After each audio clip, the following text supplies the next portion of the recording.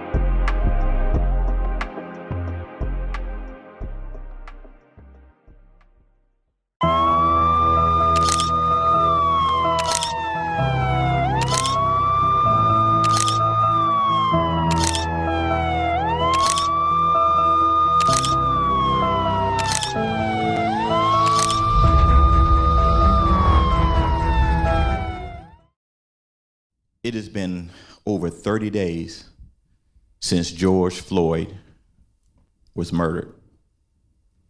There's been a lot of conversation going on in our communities. We've had riots, we've had protests, we've had a bunch of conversations. And today we have a distinguished panel of guests. We have some officers, and we also have a couple of ex-offenders. And we just want to have a conversation today surrounding some questions from the community that we can get answered. This is going to be just a very easy conversation with some probably hard questions.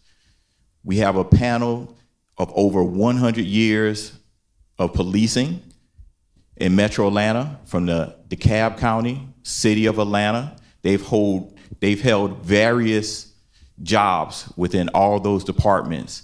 And we also have a couple of offenders that's here today as well that spent over decades in prison for crimes that were committed. And we're going to talk about that today. And we have our first distinguished guest. We have Adrian Bell. We have Bart Spradling. We have Carl Mobley. We have Cedric Boston. We have Cedric Smith. And we have Demetius Stewart. I'm going to jump right in with the questions, gentlemen. A lot of the conversations going on today is surrounding body cams. And so the first question is, how do you guys feel about the body cams? Do you find them invasive, or do you find them necessary in this day and age that we live in with policing? This day and age, it is very much necessary because of the accountability. Without accountability, at this point in time, you're basically having nothing. I agree. I think it also can be used for training purposes. You get to see firsthand what that officer's report, or match it up with that officer's report. So I think it's an excellent idea.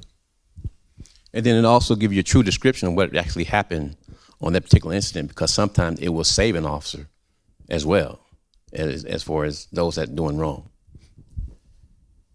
Some great insight. So here's a follow-up question to that. There were body cams in a lot of incidents that have been going on lately, but the optics seem to be the same result.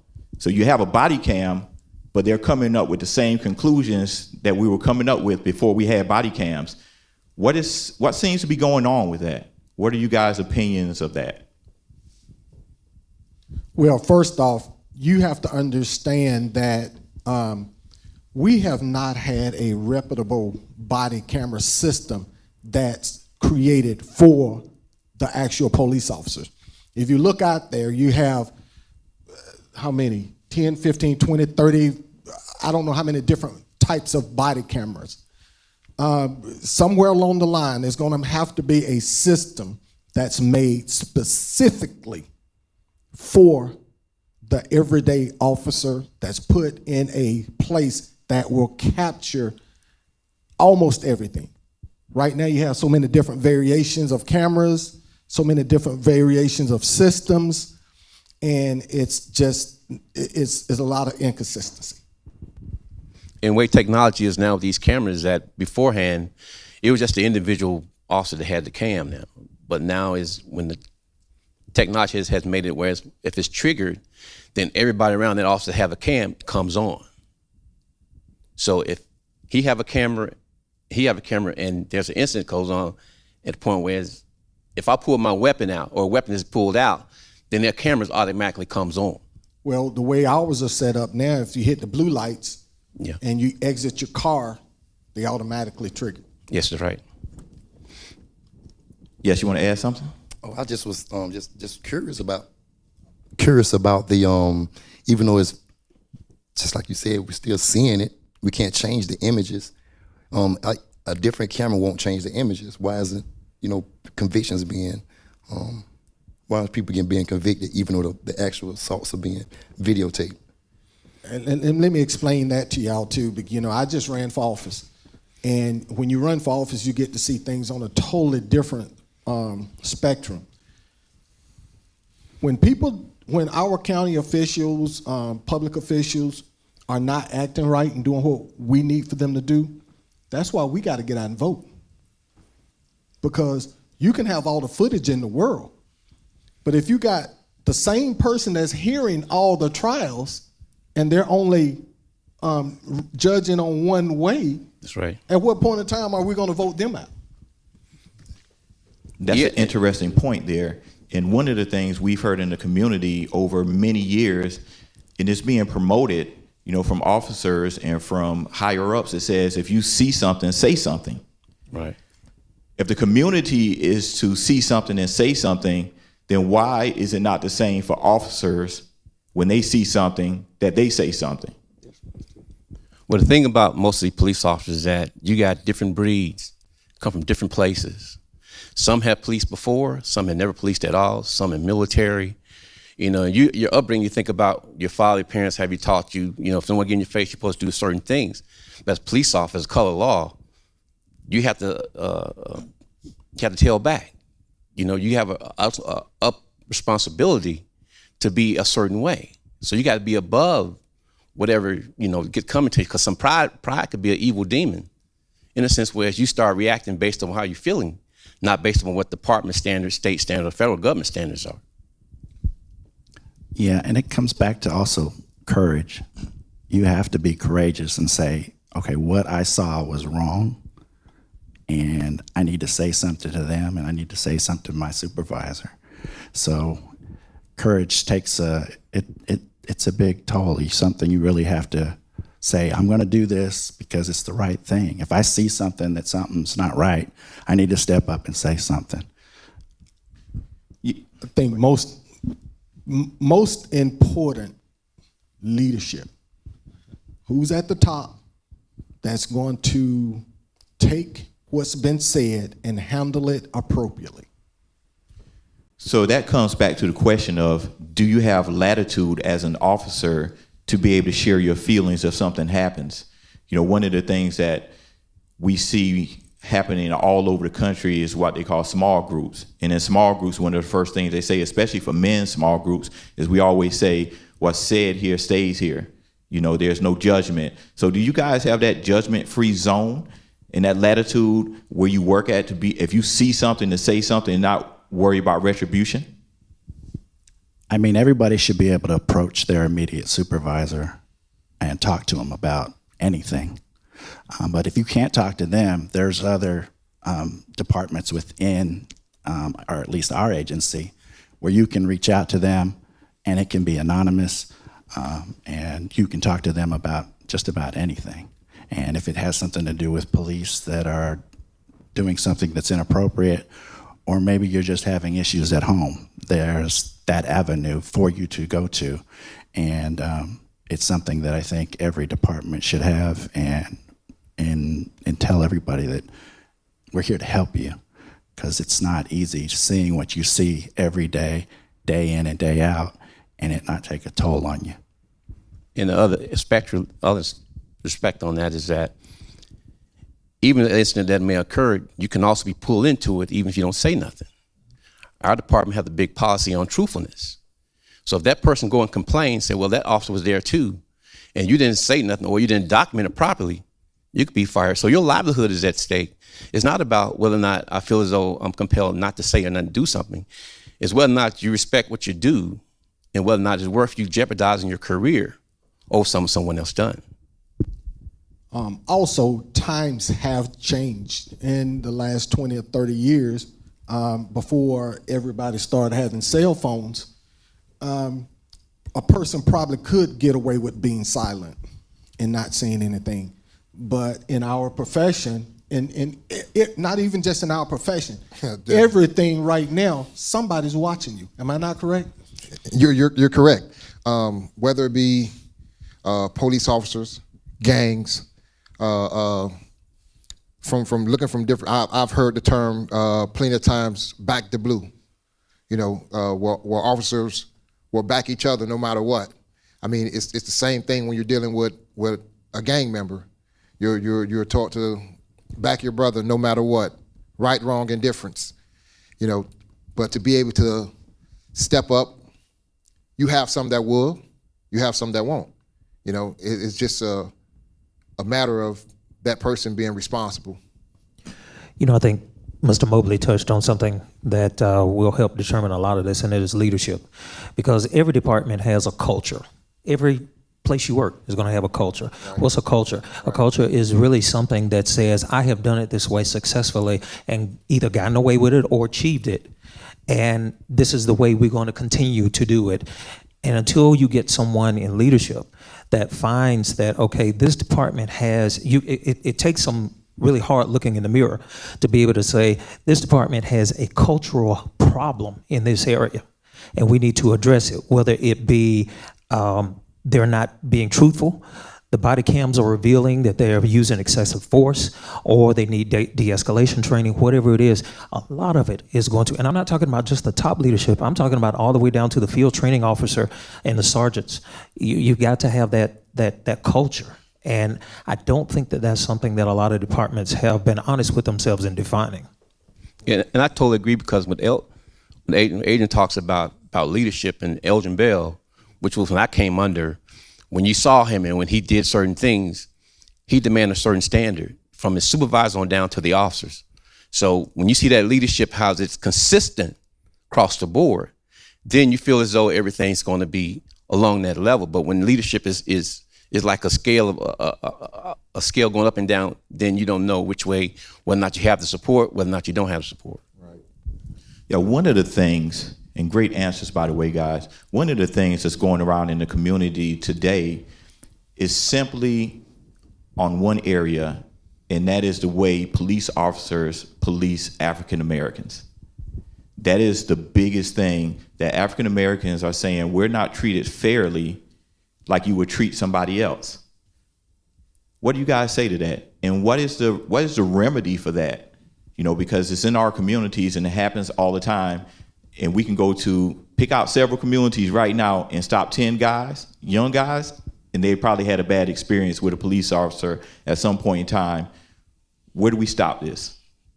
How do we overcome this? Well, we was talking earlier, I think we start from the basics, from the bottom. That officer that patrols that area, that beat, have to get involved with that community one way or another. You got to set aside some time, even between your 8-hour shift. If you can't do it during an 8-hour shift, then your last day of the week of your work week, maybe the very next day, go in and talk to someone. I mean, just pull over the car to the side, see someone on the porch, get involved, get interact. You can't stay in that vehicle for 8 hours and not interact with the people that you're patrolling. The community need to know. We can all sit here and think about where we live and think about, have we ever seen an officer patrol our community? Do we know who that person is? And I'm sure the majority of us probably going to say no. Well, I'm gonna be honest with you. I couldn't tell you who patrolled my community. And see, and that's the problem. When you're a beat officer assigned to a beat, you got to get involved with the community, as well as, you know, every aspect of that community. So one of the things you see, and when we talk about politics, we talk about leadership, we see when somebody's running for office and they'll say this particular person represents this district.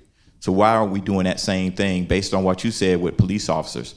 I want to comment on that because, having been a candidate and also have been a police officer for 28, 29 years, but have also been targeted by the police.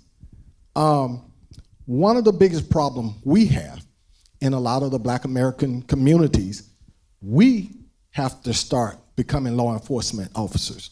We have to get out and start recruiting people from within our community to start becoming police officers. We have to start letting our young men know that it's nothing wrong with becoming a police officer or in law enforcement, not just police officer, but being that key figure that's going to be back in your community. I grew up in DeKalb. I was harassed by a DeKalb County police officer, not once, not twice, 3 times. 2 times they didn't know I was a police officer. But we have to be able to draw from within. It's easy to say, well, we're being treated bad, but we're going to be candid, right? Yeah. We want you to be candid. How many times, and all of y'all, because we grew up in a lot of the same areas, how many times do you go to some of the Black Americans, Black men in our community and say, hey, man, why don't you come on and join the police department? Never. You know how many have told me I've lost my mind? And I too threatened a police officer at 17 years old and then became a police officer. I've been on both sides. We have to get back and start policing our community. We can blame white police officers all day. We can blame the department all day. But I know how to talk to you better than a white officer can relate to you most of the time. Not all the time, but most of the time. We got to change it. Well, we also, I feel that policers have to know that policing is not just for infractions. Yeah, that's one of the main things. A lot of the young African American, they're scared because they're always hearing the negative part of policing. They don't get a chance to experience the good part of policing. Only thing they know is to hear the sirens means something bad has happened. Or they're watching cops and seeing all the worst things. Right. So we have to change that mindset starting there, so they don't grow to be the ones that's thinking that way also. It's just like that situation when you have that child and he's acting up and the police officer, well, you better be careful, he's gonna come get you. He'll come get you. That's got to stop. Basically, the bottom line is we have to get back to the community policing. It's called the COPS program. I did it, Bart did it. I'm quite sure he did it. What's your name, sir? Cedric. Mr. Cedric. We rode bicycles in the community. We were actually engaged in the community. We stayed on bicycles 80% of the time. Yeah, and we also took kids camping. We went to neighborhoods that no matter what you was doing in school, whether we got bad, good, or what you were doing in school, we went to the school system. And that's what we need to really get back into, is that putting officers back in the school system so they get to know the kids. So that's why the parents get to know who you are, because the kid come up and say, well, officer such and such.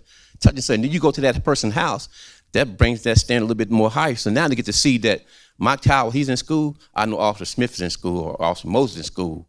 So, that scenario. And it's not unusual for us to have community events where you bring out all the toys, the helicopter, the Bearcat, and have communities come and see you, talk to you, show them the equipment, and get to know who and is working in this neighborhood, and what we have to provide for this neighborhood and for the agency. Yeah, so one of the things we're talking about here in a nutshell is imagery and having an image. And we hear about it, and I've heard about it, Shop with a Cop during Christmas time. But I've also heard about Christmas in July, that people celebrate Christmas twice a year, and so we only hear about it one time a year, but I'm quite sure you guys do things throughout the year, but it's not broadcast. Nobody knows about it. And so all the imagery that we see is on the nightly news, and it's all all negative most of the time. And so what are we going to be able to do? Because police officers are embedded in the school system now. Just about every school has a police officer on duty. Is it not enough? Because I just see one most of the time, and you have one, and some of these schools have over 1,000 kids to be in that particular school. So what is the solution here? Because we just don't want to talk about the symptoms of policing, the symptoms of crime. We want to talk about what are some of the solutions as well. So what do you guys see as solutions to this? Well, you're one officer is definitely not enough inside of a school. It's a lot of kids, and some of our kids that are growing up now that are getting involved in gangs, so the only time they really get to see that resource officer is when something negative is happening. The solution would be, yes, to add more resource officers to the school. When I was growing up, we had the DARE program, we had the PAL program, we had the Enigma, we had different programs. I don't see that today. Not to say that it don't exist, I don't see it. Well, I'm quite sure Bart did it too. That was part of the COPS program, the community-oriented policing. We taught DARE in the unit that I was in. One thing we have to look at, and I can't speak for any other county, I could say for DeKalb County used to have officers stationed in the schools, but the school decided to out DeKalb County Police and get their own police department. That was good, but on the flip side, it hurt the schools because a lot of the kids now in schools, they look at the school police and they don't take them as serious as they do the regular everyday police officers. I still go through the schools, and a lot of the kids, like you said, Cedric, a lot of the kids, they look at the school police and don't take them serious. But when they see a regular police, and they are regular police, don't get me wrong, it's just they look at us different when we walk in opposed to the school police. I think they need to go back to working together. Start bringing the regular police officer in along with school police and start working together. Because and the benefit of that is that when you had that police officer there, certain crimes that were committed, they'll come tell you. The kids come tell you, no, this is person, this is where this is at. I saw this person going through that house. And we had that kind of relationship. We had that kind of information. We had the resource officer in the school from the PD. Like you say, when they switched from PD and then their own, like I say, got their own enforcement, then the dynamics change. Information change. Resources start being diminished because we not communicate. So what kind of, those are some great answers. Let's switch gears just a little bit. What kind of latitude does your department that you work for give you when it comes to arresting people? So you're called out at a Walmart. There's a 12-year-old boy that just stole something and they called you out. What kind of latitude do you get to speak with them, or do you have to arrest them? Well, that would ultimately depend on the store. If they wish to prosecute, then you have to make the arrest. Now, 12-year-olds, you would probably just write them a citation and take them to their parents. But an adult, if it's a misdemeanor or a felony, depending on what it is, you would make the arrest, and the store would actually sign the warrant for the arrest. So it ultimately depends on the store. Okay, so is there any follow-up that you guys are able to do with a young kid that's been arrested at that young age? Well, see, all that depends on the individual officer. Your mindset got to be like now. If you see us in the street right now, you would never know either of us police officers. Once we put their uniform on, we already tagged. So the bottom line is that officer got to come outside that shell of policing, and you got to be humanistic. You got to understand that if that young lady and her child is ran that stop sign, it's 8 o'clock in the morning, you're looking at, you see him got a uniform, she's trying to get to school and get to work. So sometimes you got to be humanistic that could actually happen to me. So you got to put yourself in those shoes and see whether or not, humanistically that probably could happen to me. So you got to have that kind of mindset when you deal with some of these cases. So what needs to happen as a solution for more opportunities to really interact with younger kids that have committed a crime instead of them getting put in the system? Because once you get it put in the system, we are already minimizing the opportunity for the African American community to become police officers. Well, one of the things I was very vigilant about, I believe, in the boot camp program. You get a young child who committed a crime, first offender, you send them to the boot camp. You put them through a boot camp program, and you put them under the First Offenders Act that will still allow them to become a viral. My braces are hurting. I'm sorry. A vital part of the community. You just don't take them out of the community. And not to echo that is that the parent got to be on board with this. You bring these ideas to the parent, they say, well, I don't want to do it, they don't want to do it. But the bottom line is that it's two parts to this. It's our response to it and the parents being able to step in and do what needs to be done. If we say this needs to happen, then if you want that to happen, then we need you to be involved in it, not just drop them off and say, okay, that's it. No, I need you to be involved in it, reinforcing what's being taught. This is what we talked about. Can you talk to me about this?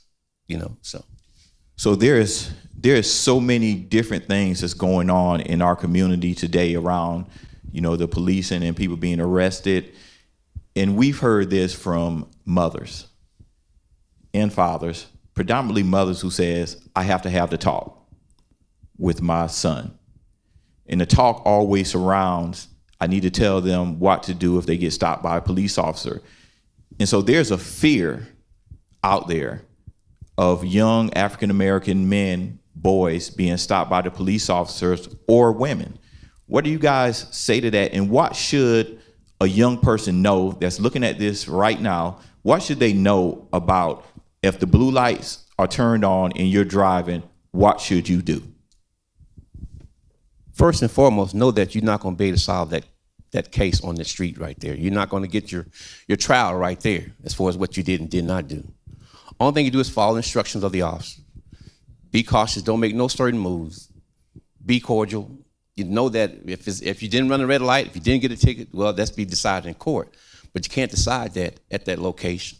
No matter how mad frustration you get, you still got to wait till a court of law to prove your innocence. But the bottom line, if that officer want to write a ticket, he or she going to write that ticket.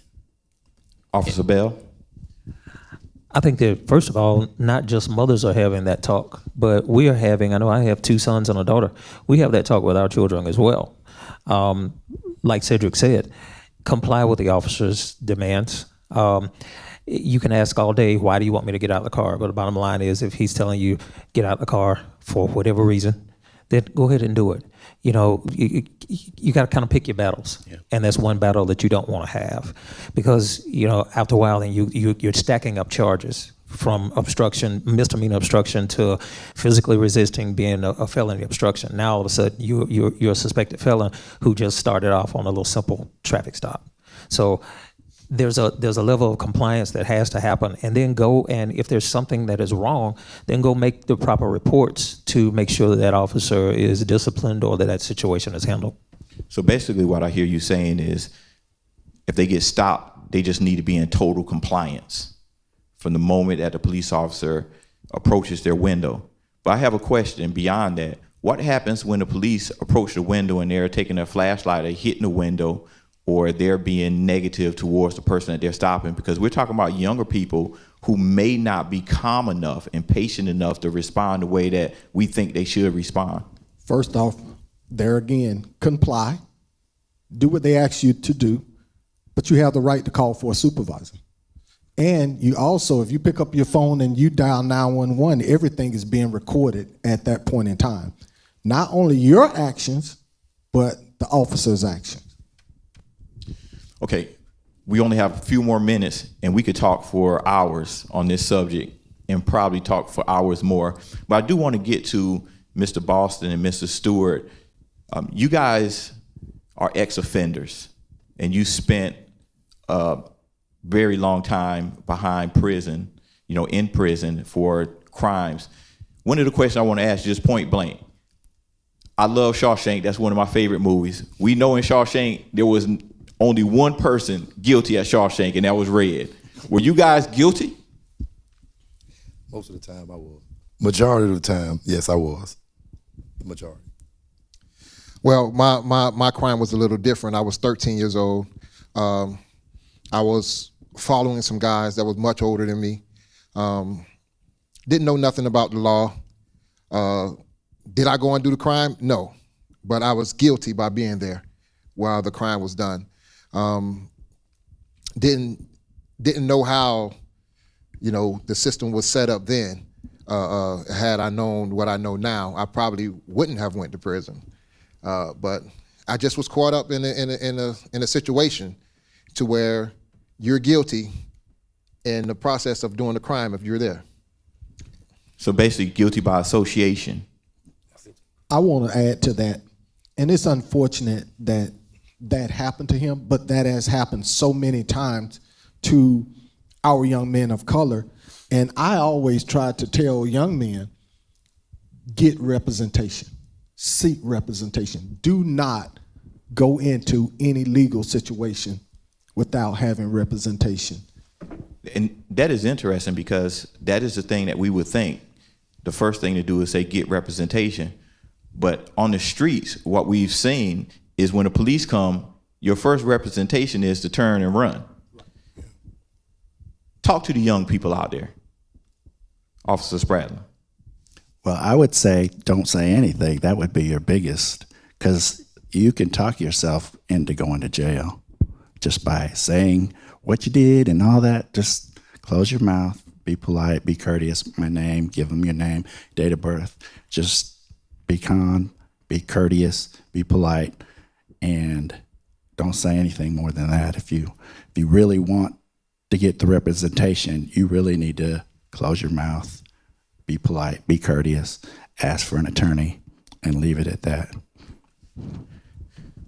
Great answer. And that's some great advice to be given to the young people. Once again, thank you guys for taking your time out to have these candid conversations. We're hoping somebody listens to this out there and they're able to kind of glean a little something different from how police have to police, why they have to police that way, and also some of the things that they should do if they're ever caught up in that situation. So thank you guys once again. Thank you for having us. Thank you.